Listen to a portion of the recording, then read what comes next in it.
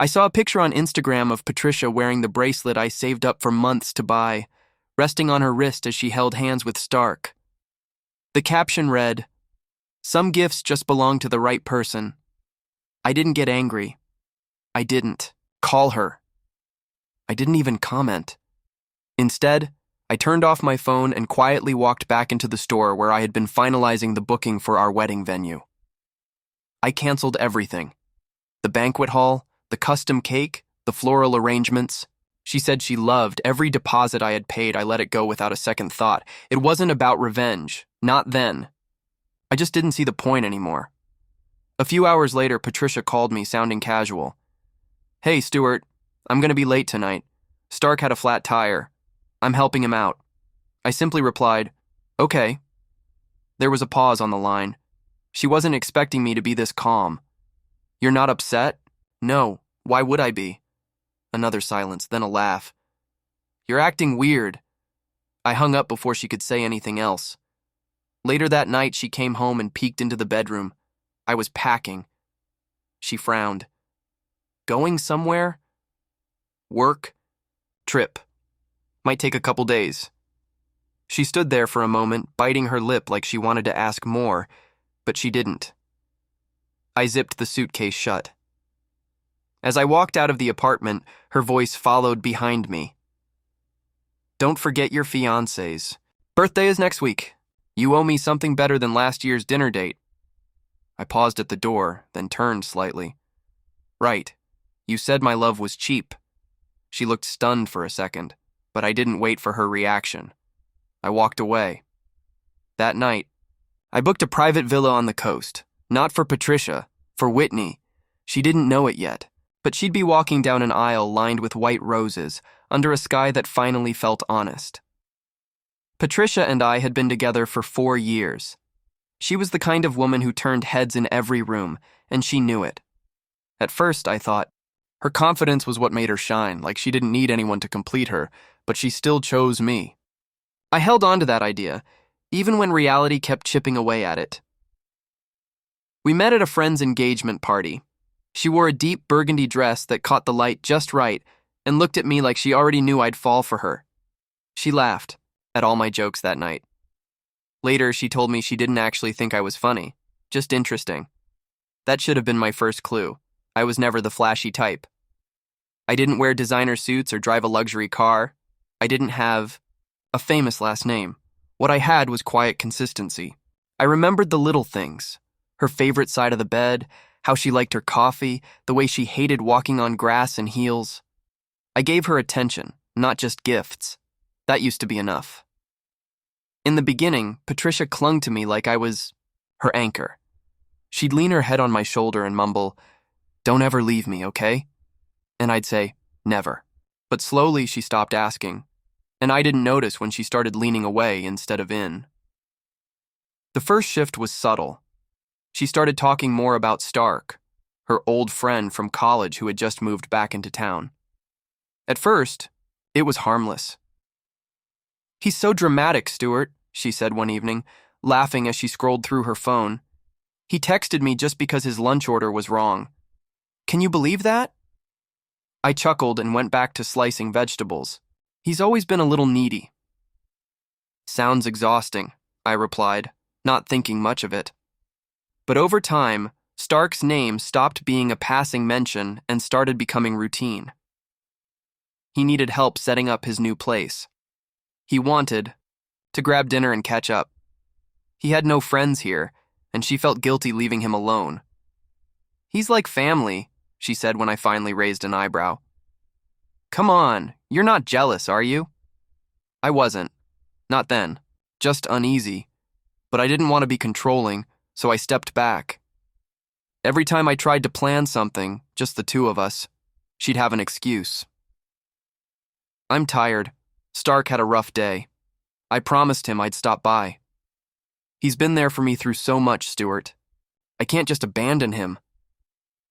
"What about me?" I never said those words out loud. Instead, I cooked her dinner. I brought home flowers. I waited up when she was late. She'd smile, kiss me on the cheek, and say, "You're such a good man." And somehow that made me feel worse. There was one night I'll never forget. Her phone lit up while she was in the shower. It was a message from Stark.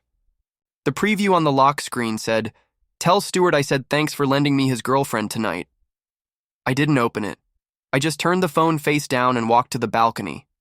When she came out, wrapped in a towel, I asked, "Had fun?" She paused like she was calculating the safest answer. "Yeah, we watched a movie." "Just the two of you?" She gave me a playful shove. "Stuart, you really need to trust me more." I didn't reply. I just nodded and turned away. That night, I lay beside her, wide awake, as she slept peacefully, her back turned toward me. I stared at the ceiling and wondered when I had become a placeholder in my own relationship. It wasn't like I had never tried to bring it up. A few weeks ago, I asked her if she could skip one of her hangouts with Stark so we could have dinner. She looked at me like I'd asked her to choose between breathing and not breathing. I already made plans. It would be rude to cancel now. "It's our anniversary," she blinked. "Oh, I thought we were doing something this weekend." "We are, but I thought maybe you'd want to spend the actual day with me." "I'll make it up to you," she said, already reaching for her purse. "Promise." She didn't. She never even asked how I spent the evening. I had taken myself to a small sushi bar, ordered the set for two, and watched the seat across from me stay empty the entire night. I kept making excuses for her. Maybe she didn't realize how much it hurt. Maybe she was just going through something. Maybe Stark really was just a friend. But one morning, as she was brushing her hair, she said something I couldn't unhear. "I don't need a man to spend money on me," she said, looking at her reflection in the mirror. "But sometimes, it's nice to feel like I'm worth it, you know?" I had just come back from working overtime to save up for her engagement ring. I swallowed hard. "Do I make you feel that way?" She glanced at me through the mirror, then looked away. "Sometimes," she whispered. That was the day I knew. I was giving everything I had. But it still wasn't enough. Not for Patricia. Not anymore. It started with a bracelet, a silver chain with a single sapphire, the kind Patricia once lingered over in a shop window but never bought for herself. I had been quietly putting money aside for months. It wasn't the most expensive thing in the world, but it carried the weight of every skipped coffee, every extra shift, every moment I had thought, "She'll smile when she sees this." When I gave it to her, she smiled. But it wasn't the one I remembered from before. It was brief, polite, almost guilty. "It's pretty," she said, slipping it on her wrist. "You didn't have to do this, Stuart." "I wanted to," I said, trying not to sound as hopeful as I felt. She leaned in and kissed me on the cheek. Then 2 days later, I saw it again, but not on her. It was on her wrist, yes, but the photo wasn't one she had sent me. It was from Stark's story. A photo of their hands intertwined on a table at some trendy downtown cafe I'd never heard of. The sapphire bracelet glinting under the soft lighting, unmistakably the one I gave her. The caption read, "Some gifts just belong to the right person." My chest went still for a moment, like the air had been knocked out of it. I didn't message her. I didn't ask questions. I didn't explode. I just turned off my phone and sat in the quiet. Later that evening, she walked through the door like nothing had happened. She even hummed a little while putting her purse down. "You're home early," she said, noticing me on the couch. "Yeah. I thought you had a meeting." It ended fast. She paused for a moment. "Everything okay?" "Mm-hmm." She smiled, clearly relieved. "Great. I'm starving. I think I'll order in. Do you want anything?" "No, I already ate." She went about her night like usual, and I watched her like a stranger. Like someone who was just borrowing the life we'd built together, piece by piece, until she'd eventually carry it away with her. The next day, she came home later than usual. "Stark had a flat tire," she said, kicking off her shoes. "I had to wait with him until the tow truck came. He's so helpless sometimes." I just nodded. "You're not mad?" "No." She tilted her head. "Really? You usually get weird when I mention Stark. I trust you. That lie tasted bitter on my tongue, but I smiled anyway. She hesitated. Okay. Well, thanks. I appreciate that. That night, I laid awake listening to the sound of her breathing. It used to bring me comfort, that slow rhythm beside me. Now, it just reminded me of how alone I felt even when she was right there. The bracelet was still on her wrist. She wore it like it meant nothing. Like it hadn't come from me. 2 days later, Whitney saw me outside a coffee shop and waved me over. Whitney had always been around, one of Patricia's former classmates, someone who was kind but always kept a little distance, as though she could sense the uneven balance in our relationship. I hope this isn't weird, she said, stirring her tea. But, are you okay? I blinked. Yeah, why? She looked hesitant, then pulled out her phone and turned the screen toward me. It was another photo. Patricia and Stark. He had his arm around her shoulders. She wasn't pulling away. I saw this last night. It made me uncomfortable. Where was it taken? I asked, even though I already knew. The same place you were planning to take her for your engagement dinner. The place you called to reserve last month. I sat back in my chair, unsure whether to laugh or just stare into the table. She said I was cheap, I said quietly. She looked me in the eyes and said, Stuart, I know you try, but love isn't just about effort. Sometimes it's about how much someone is willing to give. Emotionally, financially. Whitney's mouth parted slightly in disbelief. She said that to you? I nodded. She didn't even flinch. There was a long silence between us. Then she said, You don't deserve that. Funny thing was, I knew that. Deep down, I had known it for a while. But hearing someone else say it, it finally stuck. That night, Patricia walked into the apartment with a shopping bag on her arm. Guess who scored a sample sale deal? She beamed. Designer heels, 80% off. I looked at her, really looked, and wondered how long I'd been forcing something that had already unraveled. She noticed my silence. What? Do you remember our anniversary dinner plans? She frowned. The one we postponed? I didn't postpone it. There was a beat. Then she rolled her eyes. Don't start, Stuart. I saw the photos. Her posture stiffened. What? Photos? Stark's story, the bracelet, the dinner, you holding his hand. Her expression changed slowly, like ice spreading across water. It's not what it looks like. It never is. You're overreacting. I didn't say anything. I'm just letting you know I saw. Why are you acting so calm? She snapped suddenly. If you're mad, just say it. Don't give me this silent treatment like you're above feeling anything. I stood and walked to the bedroom. Where are you going? Packing. For what? I've got somewhere else to be this weekend. Is that supposed to make me jealous? No, I said quietly. It's just not my job to prove I'm worthy anymore. When I closed the door, I heard nothing on the other side. Not yelling, not chasing, just silence. The days after that conversation were strangely quiet. Patricia didn't ask where I was going. She didn't try to follow up. No messages, no apologies. It was like she expected me to cool off and come crawling back like always. Maybe that's what she had gotten used to, me being the one to fix everything. But I didn't reach out. Instead, I spent those days wrapped in a kind of numbness I couldn't shake. I'd wake up in the apartment, look around, and feel like I was living in a museum of what used to be us. Her perfume still lingered on the curtains. The photos on the wall still showed us smiling. But every corner of that space felt like it had been emptied of something I couldn't name. Sometimes I'd walk past her shelf of books and wonder how many times Stark had stood in this same room while I wasn't home. Once I found a cup in the sink that I didn't recognize. I stared at it for a long time, trying to convince myself it was just something she'd bought recently, but I knew better. I sat on the edge of the bed and stared at my own reflection in the dark TV screen. I looked like someone else, someone who had poured everything into a relationship until there was nothing left to give. I remembered when I used to get excited just hearing her key turn in the door. Now, it was a sound I braced myself for. There was a night she came home, late again.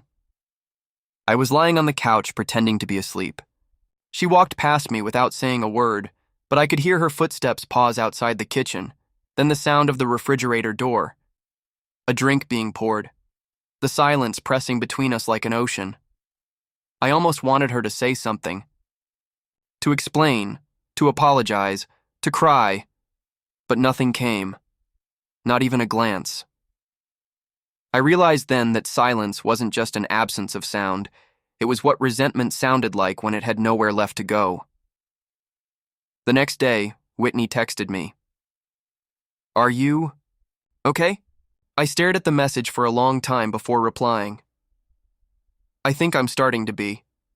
She didn't ask questions, just sent back a heart and a simple, "If you need someone to talk to, I'm here." I stared at that message longer than I should have. There was no pretense in it, no pressure, just someone willing to exist quietly in my corner. That night, I found myself scrolling through old photos of Patricia and me. Our first trip. Her laughing at something dumb I said. Her falling asleep on my shoulder during a train ride. I looked at those moments and realized I missed the version of her in those photos. The girl who used to look at me like I mattered. I didn't know when that version disappeared. Or maybe she had never been that girl in the first place, and I had only imagined it because I needed to. One memory came back clearer than the rest. We were walking down a street lined with fairy lights. I pointed at a food truck selling fried dumplings and asked if she wanted some. She wrinkled her nose. "Ugh, street food? That's your idea of a date?" I laughed it off then. Told her I'd just get them for myself. But now, remembering her expression, the way she looked at me like I was embarrassing her, I finally let the weight of it settle. How many times had I bent myself into smaller shapes just to make her comfortable? How many times had I told myself love meant compromise, while I was the only one compromising? The worst part wasn't even the betrayal. It was the slow erosion of dignity. The little moments where I had started to feel like I wasn't enough, and still stayed. A few days later, I came home from work to find a small wrapped box on the kitchen counter. There was no note, just a ribbon and a neat fold of paper beneath it that read, "I didn't forget. Happy early birthday." Inside was a leather wallet. Branded, expensive, but cold. No warmth. No effort. No hint of anything personal. It looked like something you'd grab last minute on the way out of a mall. I stared at it for a long time before setting it aside. She hadn't forgotten my birthday, but she had forgotten everything that mattered about me. That same night, Patricia walked into the bedroom holding her phone. "I was thinking," she said almost cautiously, "maybe we should do something nice next weekend. Just the two of us. Maybe a trip." "A trip?" "Yeah, clear the air. You know." I looked. At her. Really looked. Her makeup was perfect. Her smile practiced. Her voice sweet in all the right places. But I felt nothing. I nodded. Sure. Because by then, I had already bought a ring, and it wasn't for her. 2 days before my birthday, Patricia asked me to attend a dinner with her coworkers. She said they were celebrating a successful quarter and wanted me to come as her fiancée.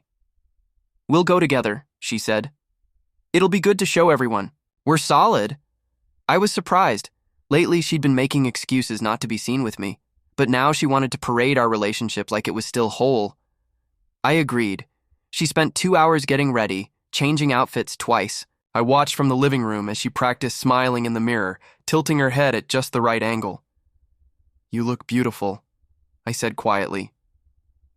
She glanced at me, gave a quick thanks, and returned to adjusting her hair. We drove in silence. She played music, humming along like everything was normal. I kept my eyes on the road, pretending not to notice when her phone lit up with a message from Stark. At the dinner, she clung to my arm in front of her coworkers, laughed at my jokes, introduced me with pride. She leaned in close, whispering, "See? We still fit." I nodded. pretending the warmth I used to feel when she touched me hadn't already faded. Midway through dinner, she excused herself to the restroom. Her phone buzzed again. I didn't mean to look, but it was right there, screen lit, notification clear. Stark. I miss you. Don't make me wait too long tonight. I stared at it, pulse steady. There was no anger, no heartbreak, just confirmation. Quietly stood and left the restaurant. She didn't call. Not that night. Not the next day. When my birthday came, I woke up early. I made breakfast for myself. Patricia was still asleep or pretending to be. At noon, she came out of the bedroom, stretching like she hadn't stayed out until 2 a.m. Happy birthday, she said, placing a kiss on my forehead. I booked us a couple's massage for this afternoon. I figured we could do something simple before dinner. I smiled politely. Sounds great. She seemed relieved. Maybe she thought everything was back on track. Later, while she was getting ready, I stepped outside and made a call. Whitney answered on the first ring. You still free this weekend? I asked. Yeah, she said, cautious. Why? I have a reservation at the Cliffside Villa. I'd like you to come. There was a long pause on the line. You're serious? Yes. I thought. She stopped herself. Is this about Patricia? No, it's about me. She didn't reply right away, then softly, okay, I'll come. That evening, I returned to the apartment holding a box. Patricia's eyes lit up. You bought me something? No, I said. It's for Whitney, her expression twisted. What? You said my love was cheap, I said, setting the velvet box on the table. So I gave the most expensive wedding to someone who never asked me to prove anything. Her face paled. You're lying. I said nothing. You wouldn't do this. I already did. She stepped forward, trembling. You can't just leave me, after everything. I'm not leaving you, Patricia, I said calmly. You left me a long time ago. I'm just now walking away. Her voice cracked. This is because of Stark, isn't it? I told you it meant nothing. Then why did you give him everything? She had no answer. Just silence again. And in that silence, I picked up the ring meant for Whitney and left. The sun was beginning to set when I arrived at the villa. The sky stretched in hues of burnt orange and soft gold, casting its light across the ocean below. The wind smelled like salt and eucalyptus. And in the silence of it all, I finally felt weightless. Whitney was already there, waiting just outside the private suite.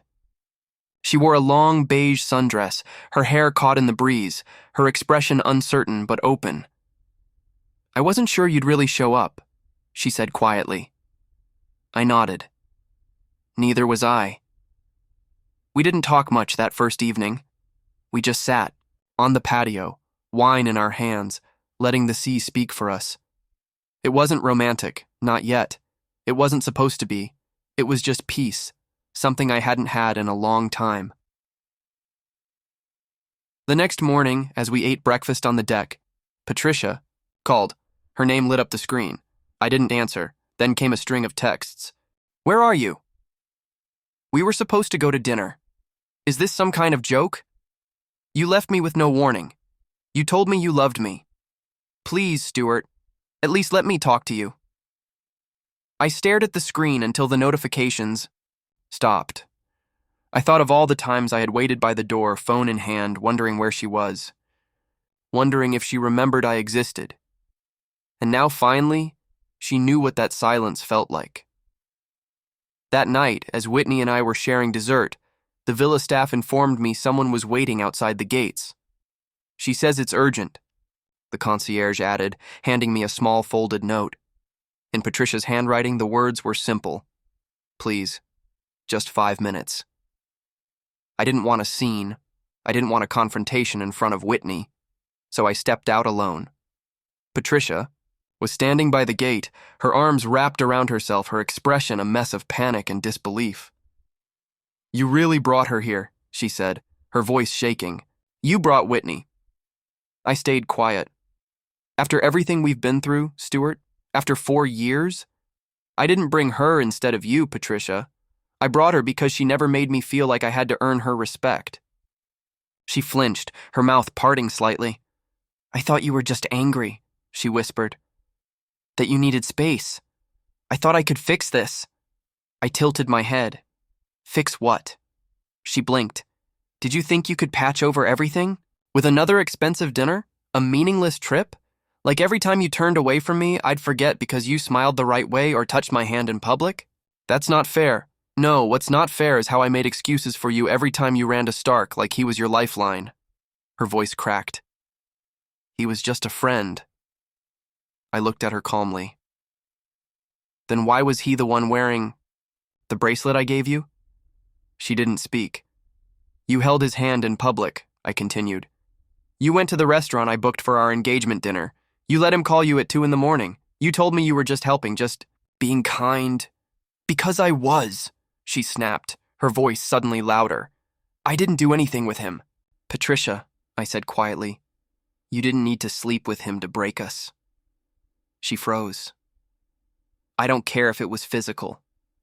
It was enough that you kept choosing him, emotionally, habitually, repeatedly. Tears started forming in her eyes, but I didn't move. I waited up for you night after night, I said. I packed your lunch. I reminded you of our dates. I let you cancel our plans and forgave you every single time. You knew I was hurting and you did nothing. I thought you'd always be there, she whispered. I nodded. That was the problem. She stepped forward. Let me make it right. How? I'll cut him off. I'll block him. I'll change. You already said that. I mean it this time. I looked at her for a long moment. Then tell me, I said softly, what holiday or anniversary did we spend together? Just the two of us since Stark moved to the city? Her lips parted, but no sound came. Just one, I said. Name one. Her throat moved as she swallowed hard. I don't remember. I gave a sad smile. Exactly. She reached for my hand, but I stepped back. I can't do this anymore. But it's me. Stuart. It's me. You love me. I did. The words dropped between us like stone on glass. Her shoulders slumped. Is it because of Whitney? It's because I forgot what it feels like to be chosen. Patricia covered. Her mouth and her voice cracked into sobs. I was scared. I didn't know how to fix it. I didn't think you'd ever leave me. Where are you? We were supposed to go to dinner. Is this some kind of joke? You left me with no warning. You told me you loved me. Please, Stuart, at least let me talk to you. I stared at the screen until the notifications stopped. I thought of all the times I had waited by the door, phone in hand, wondering where she was. Wondering if she remembered I existed. And now finally, she knew what that silence felt like. That night, as Whitney and I were sharing dessert, the villa staff informed me someone was waiting outside the gates. She says it's urgent, the concierge added, handing me a small folded note. In Patricia's handwriting, the words were simple. Please, just 5 minutes. I didn't want a scene. I didn't want a confrontation in front of Whitney, so I stepped out alone. Patricia was standing by the gate, her arms wrapped around herself, her expression a mess of panic and disbelief. You really brought her here, she said, her voice shaking. You brought Whitney. I stayed quiet. After everything we've been through, Stuart, after 4 years, I didn't bring her instead of you, Patricia. I brought her because she never made me feel like I had to earn her respect. She flinched, her mouth parting slightly. I thought you were just angry, she whispered. That you needed space. I thought I could fix this. I tilted my head. Fix what? She blinked. Did you think you could patch over everything? With another expensive dinner? A meaningless trip? Like every time you turned away from me, I'd forget because you smiled the right way or touched my hand in public? That's not fair. No, what's not fair is how I made excuses for you every time you ran to Stark like he was your lifeline. Her voice cracked. He was just a friend. I looked at her calmly. Then why was he the one wearing the bracelet I gave you? She didn't speak. You held his hand in public, I continued. You went to the restaurant I booked for our engagement dinner. You let him call you at 2 in the morning. You told me you were just helping, just being kind. Because I was, she snapped, her voice suddenly louder. I didn't do anything with him. Patricia, I said quietly, you didn't need to sleep with him to break us. She froze. I don't care if it was physical. It was enough that you kept choosing him, emotionally, habitually, repeatedly. Tears started forming in her eyes, but I didn't move. I waited up for you night after night, I said. I packed your lunch. I reminded you of our dates. I let you cancel our plans and forgave you every single time. You knew I was hurting and you did nothing. I thought you'd always be there, she whispered. I nodded. That was the problem. She stepped forward. Let me make it right. How? I'll cut him off. I'll block him. I'll change. You already said that. I mean it this time. I looked at her for a long moment. Then tell me, I said softly, what holiday or anniversary did we spend together? Just the two of us since Stark moved to the city? Her lips parted, but no sound came. Just one, I said. Name one. Her throat moved as she swallowed hard. I don't remember. I gave a sad smile. Exactly. She reached for my hand, but I stepped back. I can't do this anymore. But it's me. Stuart. It's me. You love me. I did. The words dropped between us like stone on glass. Her shoulders slumped. Is it because of Whitney? It's because I forgot what it feels like to be chosen. Patricia covered. Her mouth and her voice cracked into sobs. I was scared. I didn't know how to fix it. I didn't think you'd ever leave me. That night, Whitney and I had dinner with my parents. It was the first time I'd brought someone home in years. My mom hugged her tightly. My dad patted her shoulder, already teasing about future grandkids. And somewhere between the wine and laughter, I looked around and realized this was what love was supposed to feel like. Not anxiety, not chasing, not proving yourself over and over again, only to be told it's not enough. But safety, mutual effort, being chosen without conditions. Whitney wasn't perfect. She had her flaws, her moods, her quiet insecurities. But she never made me feel like I had to compete with someone else. She never treated love like a currency to be measured, and when I told her I wanted our wedding to be small, personal, with no drama, she smiled and said, as long as we're there, it'll be enough. We chose a date, booked a garden venue, invited only the people who mattered. The day before the wedding, I received a final message through a mutual friend. She still talks about you. I didn't reply. Just smiled and deleted the message. On the wedding day, as Whitney walked down the aisle, I didn't think of Patricia. I didn't wonder if she'd seen the photos or heard the news. I only saw the woman who had stood beside me when I had nothing to offer but honesty. She reached me, her eyes full of light, and whispered, "Ready?" More than ever. We exchanged vows under an open sky, white roses surrounding us, no pretenses, no masks, just truth. And when I placed the ring on Whitney's finger, one I had chosen not for its price but for what it meant, I felt something shift permanently. The boy who begged for attention, who stayed loyal in silence, who kept swallowing disappointment just to keep the peace. He was gone. I wasn't that man anymore. Now I was the one being chosen. Later that evening, while we danced under strings of soft lights, Whitney leaned into my ear and said, "Do you ever think about her?" I shook my head. "Not anymore." "Good," she whispered, "because I'm never letting you feel that way again." And in that moment, with the music, the moonlight, and the woman who had taught me how love was supposed to feel, I knew this was the real ending. Not when I walked away, not when I blocked Patricia, not even when I slid the ring onto Whitney's hand. The real ending was letting go of the version of myself who believed love had to be earned through pain. That version of me was gone, buried under 4 years of pretending, and in his place stood a man who had finally gotten his closure. Not with bitterness, not with vengeance, but with a wedding that no one saw coming. The most expensive wedding, paid for in silence, sealed in peace, witnessed by everyone who mattered and remembered. By the one person who once said I wasn't enough.